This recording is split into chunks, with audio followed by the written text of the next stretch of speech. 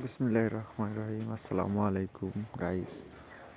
এই দেখছেন আমাদের কালাচান মিয়া আজকে সে তার খামারের বাইরেই ছিল। সে বাইরে থাকার কারণে মনে হয় ঠান্ডায় তার অবস্থা খারাপ। এখন ঘরে যাওয়ার জন্য খুব ব্যস্ত হয়ে পড়ছেন। সুবির গাছের সাথে সে শক্তি প্রদর্শন করছেন।